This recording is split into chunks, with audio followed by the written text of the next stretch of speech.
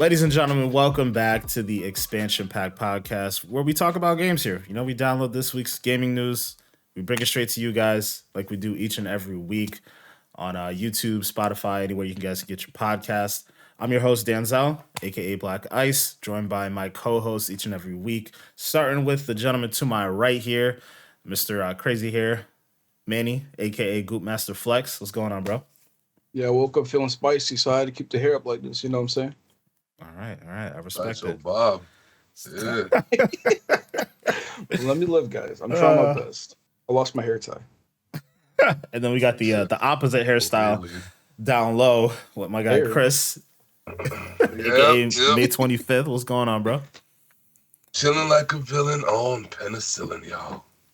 Same shit, different toilet. You know, we here about to talk about some games. Talking about games like we always do, guys. Excuse me. Obviously, we weren't we didn't do an episode last week due to the Easter holiday.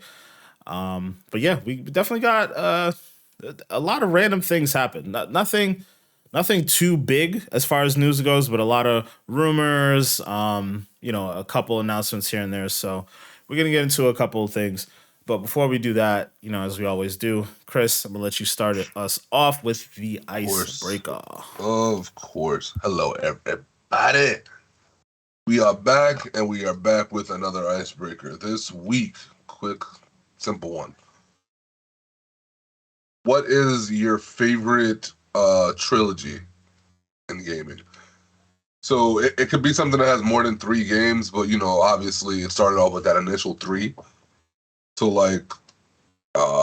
for example, Uncharted, that's a good example, right? They had that initial 3 that was like a good run, and then they had another couple games after that, but it's a good answer right there if you wanted to choose it. So what is that game, or what is that trilogy that you think is the best, the one that kind of goes together, the games flow together from 1 to 2 to 3, all that kind of shit? That's what we're looking for. For me, this is the whole reason why this even is a question this week, is because I was having a conversation with one of my coworkers about gaming and stuff. We were talking about Elden Ring for a while, even though I suck at the game, but talking about it for a while, and it kind of led into a conversation about Mass Effect, and I'm like, oh yeah, bro. If I really think about it, bro, this is probably my favorite trilogy ever, bro. Think about it. Yep, that's my favorite trilogy ever, bro. That shit right there hard, bro. That shit, what? And he's talking to me, he was like, I didn't like the game. And I was like, what? What? Hold on. All right, I know gaming is subjective, and you're not supposed to force your opinions on anybody else. You let people come to their own conclusions. What the fuck you talking about, bro? There's some games are just masterpieces. What are you talking about, my dude? And he was like, nah, I just really didn't find anything I liked about the game. That's wild. And I'm telling them, I'm like, all right, I get it. Because when I first played Mass Effect, I didn't like the first couple minutes of my playthrough either. Especially because I didn't really quite understand how to use my co-stars that they kind of give you. And I hated driving the rover to get the resources on the planet. That shit was trash. It took me a while to get around though. After that, and I finally got my groove going, bro, I said, hey, yo, this dude Shep, this is my dude. And I'm telling them, I'm like, yo, everybody talks about Master Chief, and they talk about him in a great way, and there ain't no disrespect to my guy, Master Chief. But if I gotta pick a space dude to put on my chips, I'm going with Shep, man. That's my dude. This dude fought the Reapers. You know what I'm saying? That's my dude, man. Oh no, man. That's my guy, bro. That's my dude. So, spoiler alert, Shep died. Hey, I didn't finish the game. No, hey, yo. You had to do that, man. Why you wrote? I was on a roll. Come on, I'm just man. saying, you talking about Shep versus Chief. Chief's still alive, bro. I understand. I'm just saying, for me personally, man, this dude Shep is my dude. And let me also say this, Black Ice. He died once before, and they brought him back, right? Chief? He was all fucked up in part 2, and they brought him back with the repiecing him together and all that shit. Oh, you talking about Shep? Okay. Yeah, Shep. He did that. So let's just keep it 100. We all know Shep is immortal. Don't act like he not coming back. You know he coming back. Hold up, wait. You just said he died twice. He died twice. Chief ain't never died. But he's immortal. Just saying. Back. Chief He's undefeated. coming back, baby. He's Yeah, coming but when back. the world needed him, my boy was sleeping. So nah. That's not his fault, yo. They had to thaw him out, you know? Yeah. All jokes aside, yeah, Mass Effect's my answer. That's my shit, man. I knew that was what you was gonna go with, though. Mm-hmm. Yeah, great game. You know, I was finally able to dabble into it this year when they came out with the collection. Not this year, last year actually. Damn, it's crazy how time flies. It's about to be a year since it came out. But yeah, definitely a great game. Absolutely, fantastic game. Oh, your answer too, though. So let's hear it. Nah, it's not my answer, and I'm kind of upset. You like when you said the examples and you brought up Uncharted. I'm like, yeah, that's my answer. We can do that.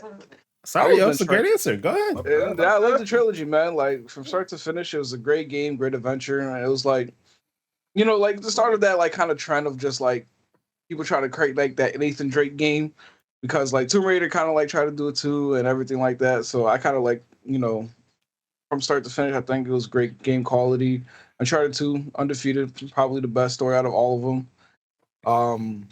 I just, you know, like the whole action aspect of the game. You know how they have like these like the little like scenes sometimes Nathan Drake falling out the plane or like the train mission in Uncharted 2 is undefeated. Like one of my favorite missions in any other video game. So like, Yeah. overall, like I feel like that game from like the trilogy itself from start to finish, like in my opinion, like high 9 to like 10 out of 10, like kind of like quality content that you get playing Uncharted. Yeah. Okay. I like that. Yeah. Uncharted is up there for sure. The only problem I've ever had with Uncharted, funny enough, and I think it was really only a problem in the first 2 games. I think they might have ironed it out in 3 and 4 and so on. But the shooting always felt off. Like I know what you mean. like the reticle, like it was like you see the dude aiming this way, but like the way the camera, I don't know, it's just always off centered in a bad way. And I don't know why they couldn't figure that out because like that game came out, well, the first one came out after Gears of War, right? Yeah. And Gears of War had like, in my opinion, perfected like the third person shooter type of thing. Like, why couldn't you have just gotten, I don't know, something about the alignment of it was just always off. But other than that, game was amazing. Fantastic story. The like the action scenes of like running for your life, Indiana Jones style stuff was just like chef's kiss. So yeah. And supposedly we're gonna be getting some more Uncharted stuff at some point in time. I think they talked about, well, they just recently like remade or remastered the first 4th game. I thought it was more than that. Didn't they just package it together for PS5 or something? It was the Lost Legacy collection with 4 and the Lost Legacy game. Got it. Okay. Yeah. I still gotta beat the Lost Legacy. I just haven't gotten to it yet, but That's co-op though, right? I don't think it is. Honestly, if it is, I mean, I think it is. Yeah, if it is, we should get on that. But all right, yeah, good answer though. Uncharted, good series. Yeah, you said Gears of War 3, and I'm like, maybe maybe I there was- is another answer. I was thinking about it, yo. Gears is up there. That's definitely like an honorable mention. Rest in peace, Dom. That shit was crazy. Facts. Yeah, the first 3 Gears of War games were just out of this world. Awesome, man. I want to see that in that trilogy too, man. Yeah, the new one, the second trilogy. I just want to see what they're going to do with Unreal Engine 5. I mean, we talked about it a couple episodes ago, but like man. you better see that this year in the showcase. Like if they have some Gears of War. I think that game's a ways out, but I would love a tease, like a little graphical tease, something. But yeah, Gears of War definitely got to get an honorable mention. If BioShock 2 wasn't complete ass, that would probably be my answer right now. But I'm gonna go with something a little unconventional, I suppose. Okay. So this has to be. I'm thinking about it. Yeah, no, I think I can confidently say this. This has to be like my favorite superhero franchise right now. I think I know what he's saying. So the Arkham series is absolutely phenomenal. I was thinking about it for a second. I'm like, yo, Spider-Man games are really good, but like, yo, the Arkham games, the way those made me feel, like from the very first one, the detective work that was going on with it, like trying to track down Joker and all that different stuff, all the way up to the Arkham Knight being in a big ass open world, driving the Batmobile, flying around, doing all types of crazy stuff, interacting with damn near the whole gallery of Batman villains. Literally the rogue gallery of Batman villains. That game was fantastic too. So yeah, I mean, literally every single game I've fallen in love with, played from start to finish in that Arkham series. So for me, that's probably the best trilogy I can think of. Yeah. Yeah, Origins don't count. Yeah, Origins don't count. That don't count. That's not really part of the.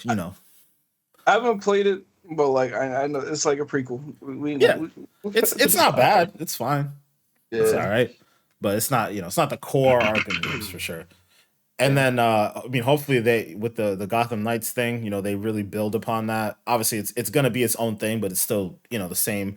I'm sure they're gonna be using some of the same mechanics, probably the same engine for fighting styles and whatnot. But if you can build upon that, add co-op, and like not focus as much on Batman, me be out here, fucking up people with Nightwing, I'm here for that. So I'm not gonna lie though, like I know this is like completely off topic, but I remember seeing like this week a video on the Matrix like demo. Somebody like modded it to like have Superman in it. Yes, and that looks so good. And I'm just like, yo, we have the tools, yo. Yes. Come on, we need a Superman game, like a good quality one too. Bro, and the way the guy was explaining it in the post, it didn't seem like it took him a lot of effort to pull that together. So like Joe Schmo could go off the street and do something like that. And that's the thing we were talking about with Unreal Engine a couple weeks ago was a lot of these templates are there. They're ready to go. Like that whole Matrix City is any developer can go in right now and take that and like use that as a baseline for whatever game is that they're making. So if you just change up some of the buildings, change up the color scaling so it's not as like green to be all matrixy and whatnot. You add more color in there. You could, I mean, that looked kind of like Metropolis. Like if you didn't know that it was from the Matrix thing, you throw in the Daily Planet there somewhere. Boom, you got yourself Metropolis right there. So hopefully these developers crank out some games like that a lot quicker. It'd be nice. Yeah, man. Yeah. But yeah, man, Chris, again, great question. We're gonna move on to our main topics here, talking about some more games for sure. So the first one, this is gonna be Manny's specialty, so I'm gonna let him really take the wheel after this. But we got a nice little customization showcase from Saints Row. They gave us a I think it was like roughly a 25-30 minute presentation where they were showing off all these different customization aspects from the characters to the weapons to your vehicles even. So Manny, I'm gonna let you talk a little bit about it here because I know this is like one of your most anticipated games of the year. So let us know. Yeah, I mean, honestly, probably one of the best game customizations I've ever seen. Like seeing the whole 20-minute presentation was crazy. Pretty much customize everything from head to toe. You can literally even you can even get customized socks. You know what I'm saying? What kind of game gives you customizable socks? I mean, I think it's like one of the first I've ever seen too in a video game where they're talking about like an asymmetrical face where you can like customize one part of the face and make the other part look completely different, and it's just like make your character look very unique. Not only that, but just like, I mean, you can like make your character's hair like multicolor and everything like that. The eyes look wild, of course, as usual. I mean, pretty Saints Row stuff that you see. And what I really like about it too is like you can like make a rocket launcher like into like a guitar case. You know what I'm saying? Like the weapon customization is wild in my opinion. And like you can have an assault rifle that's like look like an umbrella kind of thing. So it can be like the penguin as they like set in the showcase, a pinata bat kind of thing and everything like that. I mean, in my opinion, just like one of the best customizations you ever see. Layered clothing, of course, is back. Gonna have like it's like this picture of article like this guy has galaxy skin. It's just like why? Even in the trailer too, like they even show like somebody's character look like Shrek. So like I really do like everything. I mean, in my opinion, it's just like from a video game right now, like a customization. This is probably like top quality stuff. Like even more than what we were promised at Cyberpunk. gets to customize your own Saints HQ the way you like it to, and everything like that. I really liked how they showed the vehicle customization, how you can make like certain upgrades, and those upgrades give you like a special ability. Like for example, you have like a wrecking ball, and I know like you thinking is like why are you gonna have a wrecking ball in a vehicle, but like the way they showcased it, like using it, like when you're getting chased by cops, looks pretty dope. As well as like the ejecto seat. The ejecto seat Bro, looks fun. Ejectocito, cuz. There's so much to talk about that like from the top of my head, it's like hard to like remember everything because there's so much that they discussed. But just like everything head to toe, like for character, vehicle, weapon is just amazing. Like they even like showed the weapon customization, how you can like literally change every aspect of like every part of the gun. You know what I'm saying? Like you want the trigger to look like one thing, and then like the I don't know gun talk like that, but like you know what I'm saying? Like you can change pretty much everything however you like on the weapon, and it's like so creative. And like we already know like Saints Row itself, the franchise like really has like a high customization ability pretty much, but like this right here is like definitely taking it to the next level, and it's like really good for like games like this, like the future of it. Like if Saints Row is doing this now, I can't like imagine like what other customization you're able to do like in the future when like they come up with even more like ideas. So this is definitely like top of the line right here, I would say. For sure, man. I love that they kind of broke it down, to certain pillars, right? So it was like, so you obviously have your actual characters customization, you have the weapon customization, you have the car or vehicle customization, and then your actual headquarters. Like, it's just cool to have such a broad range of customization throughout the entire game to really make the Mm-hmm. character your own, make like this whole experience your own. I'm sure that infusing these characters and these weapons and whatnot into your online world is going to be a big part of it too. But I love the facial customization stuff. Like I think they had this one dude looking like a straight up vampire. You had like vampire teeth with blood coming Mm-hmm. out your mouth and stuff. They were talking about like the like the body parts and whatnot. Like you're not Oh locked into yeah. being like a specific gender or anything. So like they were showing it in the actual customization thing. Like you give your character boobs, but like have like different genitalia and all this stuff. It was just hilarious. Like the Mm-hmm. wide range of shit that you can do, but they didn't really go too much into the actual gameplay side of things. But just as you talked about the ejecto seat thing, bro, it just looked mad fun to me to just like eject out Oh of your yeah. car and like fucking paraglide through. Oh man, y'all The already know. paragliding is so smooth. Like, I can't wait to test it out because like it it's like flying, you know what I'm saying? You're just flying across the city pretty much with the paraglider, especially if you know how to use it. Like Yeah. it's just I know a lot of people are shitting on this game because it didn't look very Saints Row-ish, but this like just the customization itself is definitely very Saints Row-ish. Like y'all can't tell me y'all didn't pop up like Saints Row 3 and run around with the purple ding dong, you know what I'm saying?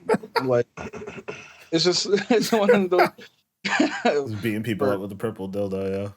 yeah, Oh my god. it's just like I don't know, man. Like this right here screams Saints Row, and like even the aspect of like building your own criminal enterprise. Like I don't know if they said it in this video, but like you can make your own enterprise however you want it. You could do like everybody's world's gonna be different kind of thing. You know what I'm saying? Like in one world, you can have like a certain organization in one spot, and somebody else can have a different organization in the same spot, kind of thing. And like the way like everything interacts with each other in the end, and it's just like it's crazy to think how like in depth this game really is. And I really think like I said, I know a lot of people didn't like it at first when they saw the first trailer, but I think this game is definitely going to be a hitter. Like Yeah, man. I think it just looks that's fun. this. That's like, more than anything nowadays, like just you need a game to be fun. And it looks like the Saints Row might be bringing that in droves. I want to see more about the actual gameplay and the one little snippet that they brought in too, Chris. Before I want to get your obviously going to get your take on this too in a minute, but the Mhm. one thing that I thought was cool, they didn't flesh out much of this, but they mentioned that at some point within the next couple months or so, before the game comes out, we're gonna get like a separate character customization thing so we can like spend some time diving into making our character before the game comes out. That way day one we could just jump in there and do whatever it is we want to do.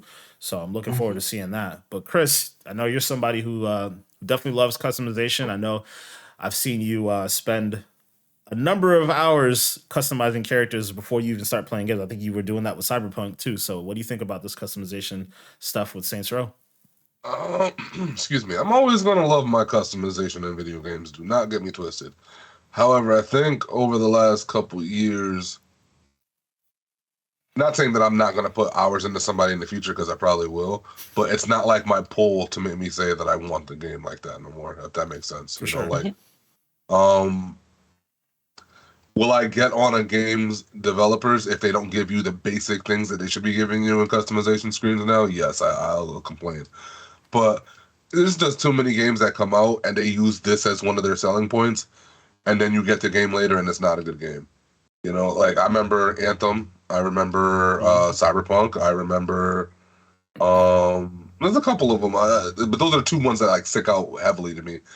A whole lot of customization, and then they Anthem even had a whole presentation for the customization, if I'm not mistaken, where they went through all the little metal things that they had for you to customize your character with, and they put all the paint and all. And it's cool, like but it's like, yeah, that was kind of like in hindsight, it's kind of a joke because how much can you really customize a mech?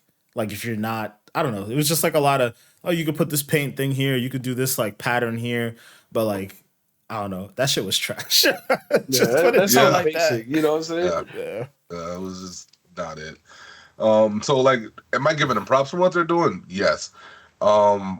It's also one of those things where I've always kind of felt like Saints Row had too much customization, and I never thought I would say that in a video game. But there's some things in that game where I'm just like, why is this here? It's just here to be here, and which is cool. It's the option is there. But then it's hard for me to sometimes look at some of the storylines that they want you to play through or the aesthetics of everything, and I'd be like, I can take this entirely serious. You know what I mean? I don't think at any point in time you should be taking Saints Row seriously. I mean, that's my only like really real gripe with it, man. Like, why is this like Shrek-looking dude in a raptor costume trying to be a drug pin? Like, I'm just trying to understand what's going on, you know. But that's Saints Row. So in some aspects, I think maybe it might be a little too much, but I'd rather have too much than too little. I'll end it with saying I think it's cool, but I ain't gonna get too hype over it. That's about it. Even a lot of times too, these games will make it seem as though the customization is crazy, and then you actually get into it, and it's not even that deep. Like that's how I felt about Cyberpunk. Example, even Halo, man. Like I'm looking at Halo right now and how they allow you to customize your Spartan, and the way how the I don't even know what you call them. The cores, I think they're called, for the colors and all that. That shit, I hate that mechanic. I do not like how they have that set up in that game at all. But when you looked at it from before the game released or whatever, it didn't seem like it was that bad. So it's those things where it's like, it's cool and all, but man, you never really truly know with this stuff until you actually have it in your hand. For sure. Yeah, so because of that, I kind of capped myself in terms of my excitement for it. But it does look cool. I'll say that it does look cool. It's interesting though, because for me with customization, it's definitely like my enthusiasm around the customization features in a game varies dependent on the game, right? So like it's funny you mentioned Halo. I don't give a shit about customizing my thing in Halo. Like maybe like a cool looking helmet, and then like I'll just make my guy blue because blue is my favorite color. You know, like I'm pretty standard with that type of stuff because I feel like there's only so much you can really customize on a generic looking Spartan. So for me, those types of games, like and even Anthem too, it's like I don't really care what my guy looks like. I just want to be the strongest, the most badass motherfucker in there. But in games like Saints Row or Grand Theft Auto, where like you're actually customizing the literal look like of your character's face and that type of stuff, there I tend to be a little bit more interested, and I may take like a couple more minutes to go in and like customize this, customize that, customize like the shirt he's wearing, like make sure his drip's right, all that different type of stuff. But generally in most games, like Call of Duty too, I don't give a shit about what skin I'm wearing in Call of Duty because the shit, it's like at some level I'm not really going to be unique in that game.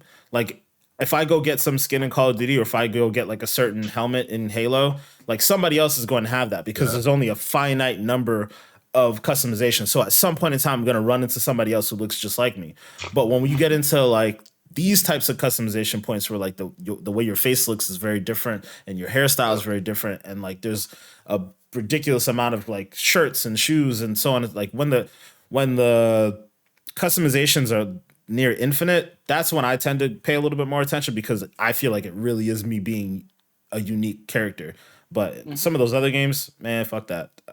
I could care Yeah, I less. definitely agree. Like, especially like the first person shooters, like, yeah, these skins are nice and all. And I know I tend to buy a lot of skins. You know, I'm a Just victim. about to call you out. You I are. I'm a was just about to victim. call you out. But like in the end, you're not gonna see like the character skin like all the time, especially if you're playing a third person game, unless you do like a finisher or whatever. So like like it doesn't make sense for those games. But like when you get a game like Saints Row, I feel like it is like a big part of it. Like that you kind of need to have like a decent customization, just for the simple fact that it is like, especially like their motto in this game is like build your own criminal enterprise. You know what I'm saying? They want you to build it the way you like it. So I feel like customization is definitely kind of like an important aspect of this game. For sure, for sure. I'm hoping that just to kind of cap the Saints Row conversation, you know, to Chris's point, customization it matters, but at the end of the day, like if the game is not popping, it doesn't matter. I really want to see more of the gameplay. Like I'm hoping we get like some sort of a beta or something, and they also like really flesh out some sort of an online world, like an MMO style thing, like their version of GTA Online. Like I want to see that, and it doesn't have to come day one. I don't think that's fair necessarily, especially if they have a good game that they have flushed out that they want to present to you off the bat.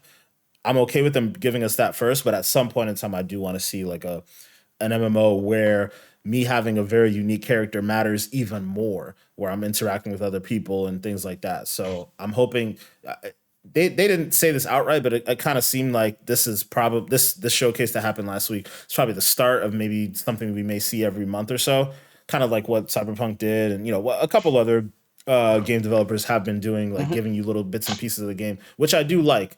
I'm hoping developers continue with that type of thing, but I'm hoping that we get quality features in this game, like things that really going to get me excited. I think the game's coming out in August, if I remember correctly. Got pushed back, so things that make me want to play the game in August, and I'm really, really, really hoping for some sort of a beta. So we shall see. Definitely. Yeah, but pivoting over to our other main story of this week, really just kind of, I think this story just popped up yesterday, if I'm not mistaken, but this is kind of crazy to think about. So Ubisoft is apparently going through some interesting trouble. I think we all have talked about and lamented about the fact that Ubisoft's been kind of unoriginal in some of their games recently. Like the reception on a lot of their games hasn't been going particularly well. Like that X Defiant game when it first got announced, a lot of people were shitting on that. Although apparently there's been some closed betas that have come out, and people who've played the game actually do think it's better than it looks. So that's something that's good. But I'm constantly here talking about how much I want a Splinter Cell game. I feel like Ubisoft's been slacking on us with Splinter Cell stuff. Assassin's Creed stuff has been going through some development hell. Ubisoft's also been going through a lot of sexual assault allegations too, similar to what was going on at Activision. So looking at all of those things in the scope, apparently it looks like Ubisoft is getting ready to put themselves up for purchase. Now, this story actually came out from Bloomberg initially, and Kotaku kind of went through and extended more of the conversation around this through their sources, saying that it looks like it's inevitable that based on all the trouble that Ubisoft's going through, it's very likely that they're going to try to get bought by either a private equity firm or some other company who may be trying to acquire them, like a Microsoft or Sony. Although I really don't think that's going to happen, like a Microsoft or Sony situation. I think Microsoft's in an interesting situation with Activision already, and I think Sony can't afford them. Yeah, makes sense. Yeah, but it's still pretty crazy nonetheless.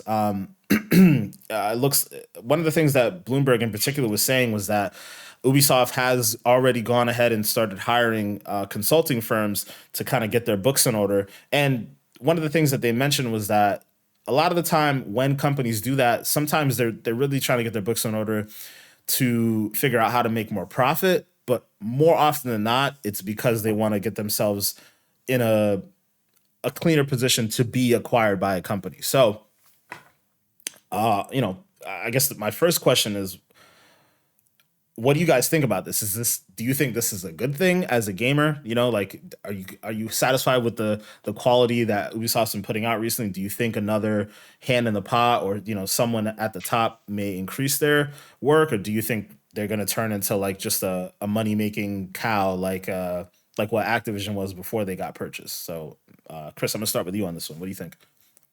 How do I feel about this whole situation? Kind of weird because I feel like I'm 50-50 on it, but I'm not gonna lie. Ubisoft's games recently, in my opinion, they've been kind of mid. I don't know any games that they've come out with in the last 5 years that's like, yo, that's a bona fide hitter. Sequel, original title, whatever it is. I can't think of one. Like, not one. That's something on top of the fact that they got all the bullshit going on with the allegations and all this stuff. Yeah, it looks like it's definitely a mess. And it's crazy because they have some crazy good IPs under their umbrella. It's just I don't really think they're doing anything with any of them, and they're not being innovative with any of these IPs either, and like taking some of them and doing new things with some of them. Mm-hmm. So if I'm being 100% real, when I heard this, I didn't expect it to be like a Microsoft Sony thing in terms of acquisition, but I can 120% see an Amazon coming in and just buying them or something like that, and then taking everything they've got and kind of, you know what I'm saying? See, that's bad. That's bad. Think that's bad? Yeah, I'm gonna let you finish your thought. I'll tell you why I think it's bad in a little bit. Damn. Okay. I see it happening that way because in my opinion, I kind of feel like Amazon's just been waiting for one of these companies to kind of like want to be sold, and they haven't really been able to like dig into the pie like how Microsoft and Sony have been in the last few monts. So I feel like they've just been waiting. They're like, yo, can somebody be up for sale, please, so we can buy it all, please. I don't know if it'd be a good or bad thing if somebody like Amazon gets it, just because I don't know what they're gonna do with it afterwards. I really, really don't know.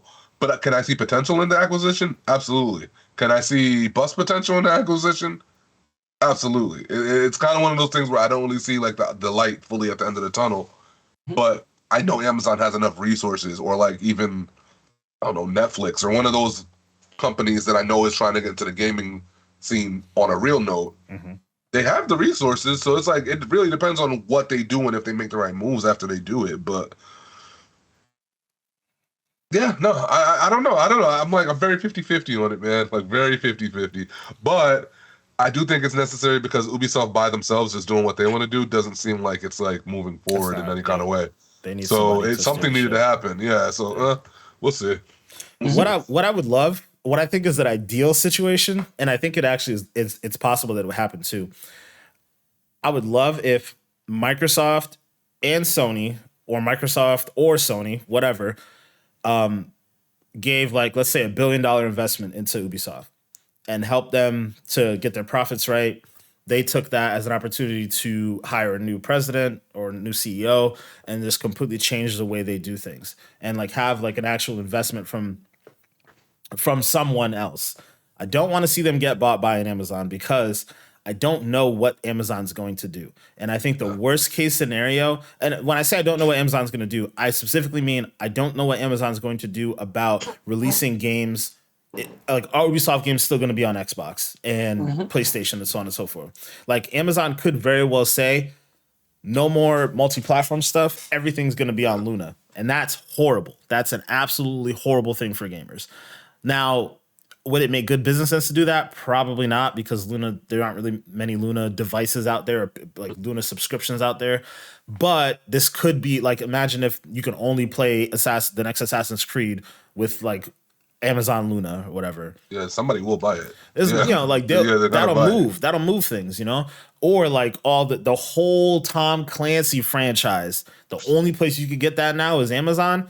And Amazon, they have a partnership with Ubisoft, and it seems like the Tom Clancy estate as it is, because they've made like a couple movies and TV shows related to Tom Clancy characters. So it's possible that like that might be something that Ubisoft's looking to dip their hand in. I just don't know if that's something that as a gamer I want. Like, do I think the quality may improve? I think it probably would with Amazon at the helm, like steering the ship and telling them do this, don't do this, so on and so forth. My only problem is if I can't play that on my Xbox, I'm gonna be sad. I'm more than sad. I'm gonna be pissed. So I'm not looking for that at all. But the other side of that coin too, one thing that I would love to see, I don't think it will happen, but if Ubisoft wants to remain independent, but like wants to shed some of these, because they have too many IPs, I feel like at this point, and they're not utilizing all of them when they need to be. You know, like the shovelware that comes out, that's like Far Cry was it 6? It was the last one. Like that one, there's no way that hit expectations the way that Ubisoft was looking for it to. No way. You know, Giancarlo Esposito, like, yeah, he's great and all, but like that game was just another Far Cry game. You know, it was more of the same. You know, Watch Dogs, amazing franchise. Very first Watch Dogs, so good, man. Even still, like that game, it's not like blowing my socks off or anything like that. But the latest one that they came out with, Legion, it's a pretty damn good game.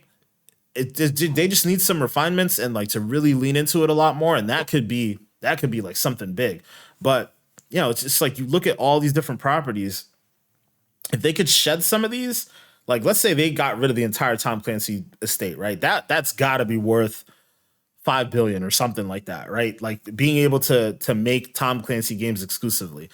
I would love to see Microsoft get it and give all those extra sister studios that were making Call of Duty games, give them those properties. Imagine Sledgehammer making the next Ghost Recon, and then who's the other one? Treyarch making Rainbow Six, and like boom, these dudes that know how to make like army games, first person shooters, whatever, what have you.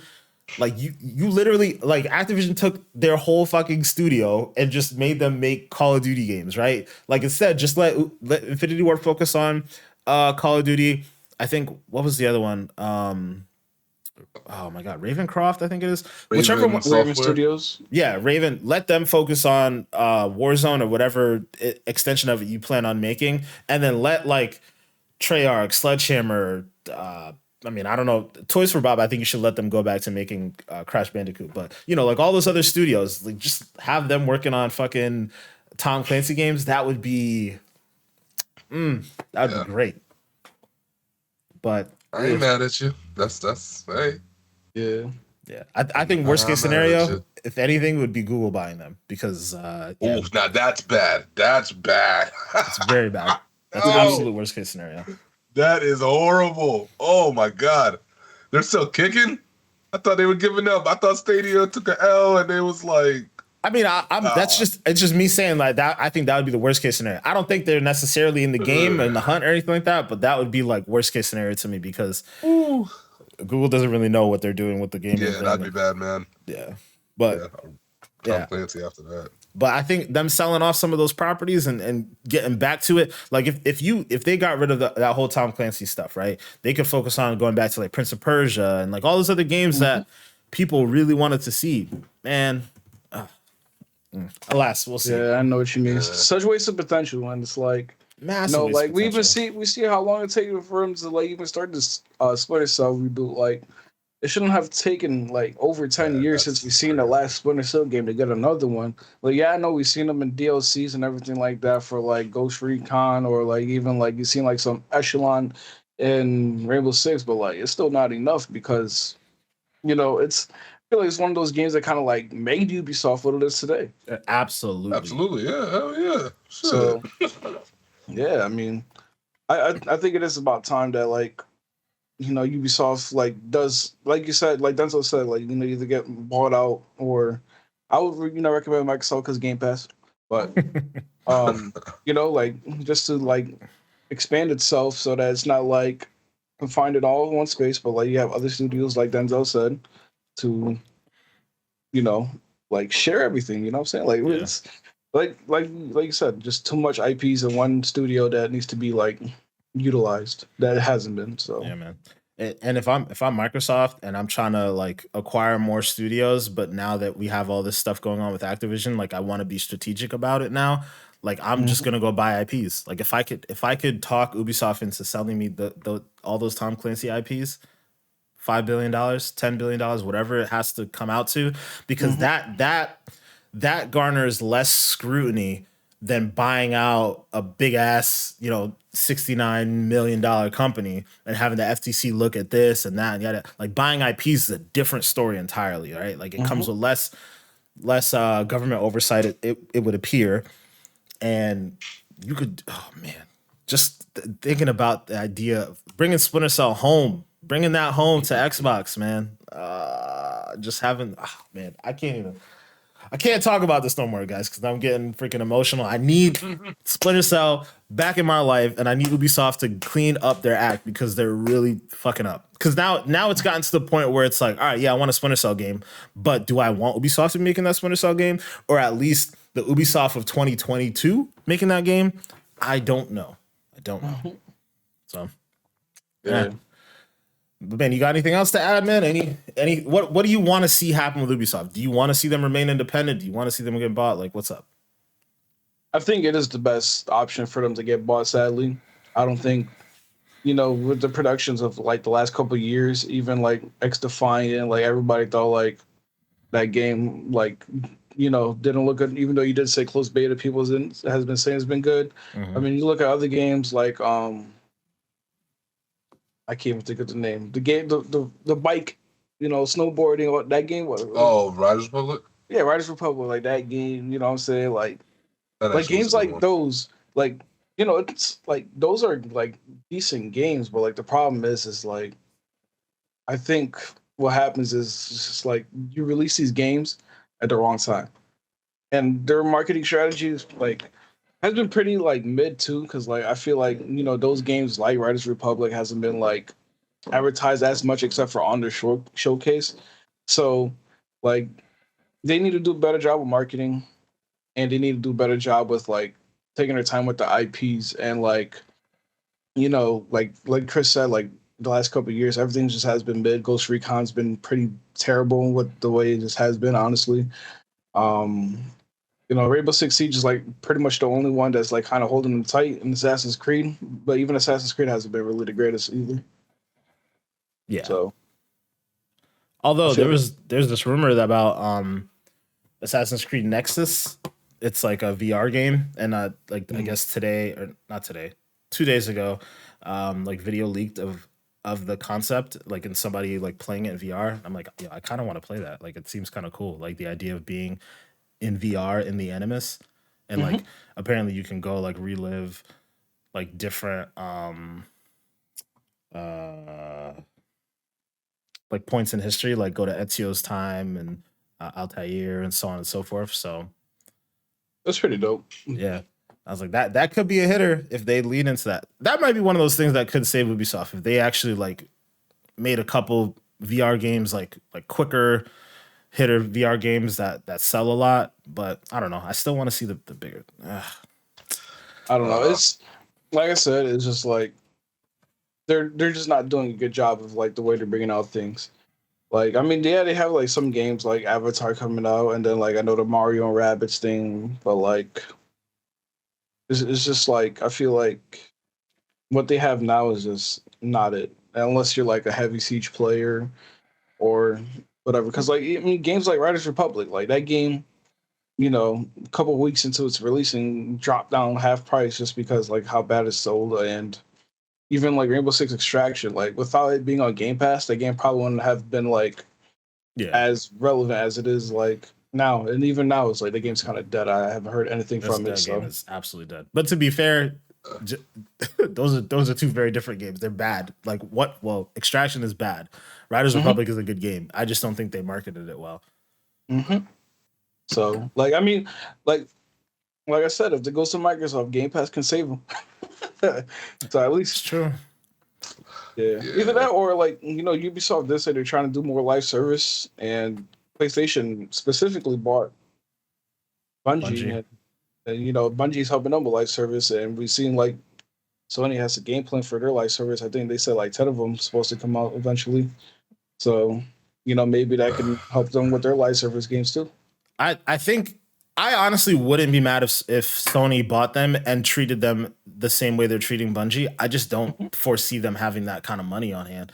Like, Yeah. So I'll end it with this question, right? Because we're going a little bit over, but if Activision sold for 70 million, right? I'm sorry, 70 billion. Was it million? Billion. Yeah, Yes, obviously. billion. It was a okay. I'm like, yeah, that's not million doesn't sound as much. 70 billion. And what Bungie sold for, what is it? 6 billion? 7.4? 7 billion. Okay. So, I thought it was 3 point something, no? Let's verify. Hold on. Let's 3.6 billion. 3.6 billion. All right. So with that range in mind, what do you think each of you each of you give an answer here? What do you think Ubisoft would be worth? So Manny, I'm gonna start with you. Definitely not as much as Activision. I would say maybe like 30 billion tops. Okay, 30 billion. All right, Chris, what about you? What you thinking? I don't think it's 30 billion. I think that's too high. Really? Yeah, that's why I said tops. For me, it's shit.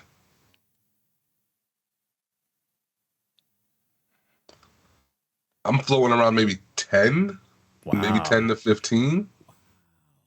Like 20 to 30. If I'm being real, right? And I only say this because of some of the heavyweight stuff that they have holding them up, like Siege and stuff. But like, I'm not gonna say and act like they're Activision or any of these shit. Like Activision has games out right now that are undeniable. Even with the quality of COD games that come out every year, people will buy them shits like hotcakes. Like we never have to worry about Activision bringing in numbers and shit like that. That's not a question.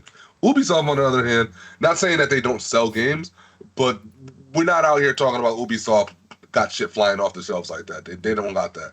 Mm-hmm. So it's like.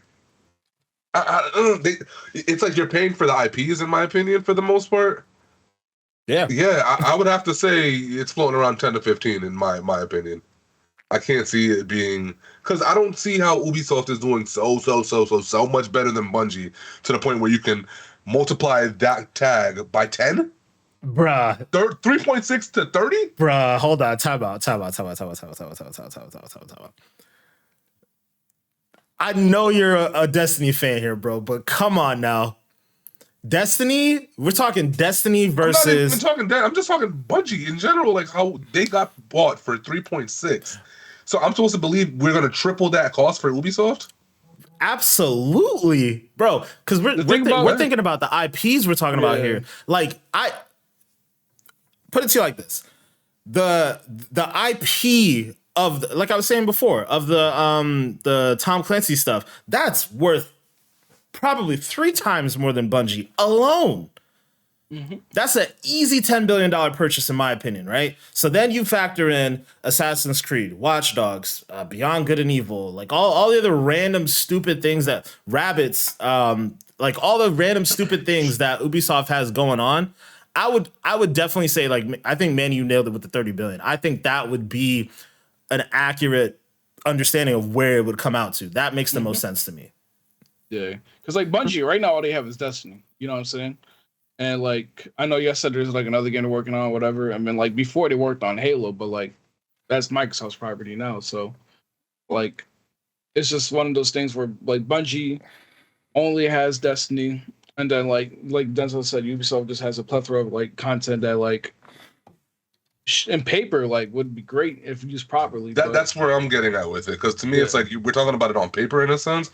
It's not like if they acquired Ubisoft, like they just have all this stuff that's ready to go that they could just lean on. They have IPs, but they still have to do shit with the IPs. You know what I'm saying? It's like we're talking about potential profit with them. It's not like, oh, this acquisition is going to happen and I know all this money is coming in afterwards. I can't say that. So that's why I was like, I get what you all are saying. Maybe my assessment was off, but I still have a hard time saying 30 billion. That's a lot. I'm like, I think 30 billion. I think it's fair. Easy. That's easy. I think it's fair. Because you think about alone. Just Dance. That's a property that none of us are gonna play. but that moved numbers. Like that was in the same way we used to be like every year Call of Duty best selling game, right? Like number 2 was always Just Dance when they were pumping out those games. Like you could make another Just Dance game and put it on Switch and put it in VR and like the properties are there. They have a ton of properties. So again, like Assassin's Creed, Far Cry, Just Dance, Prince of Persia, the Rabbids, Rayman, the whole Tom Clancy series, Watch Dogs. Like they got properties, bro. Like it just feels like they're all dormant to me in a sense, man. And that's why absolutely. I'm like, absolutely. But that's like a lot. That's a lot of why Microsoft paid as much as they paid for Activision, though. Activision has a fuck ton of dormant franchises, but they're still worth a lot of money. Like people are constantly talking about Metal Gear Solid being a thing that Konami should sell the IP like rights off to. That's worth money.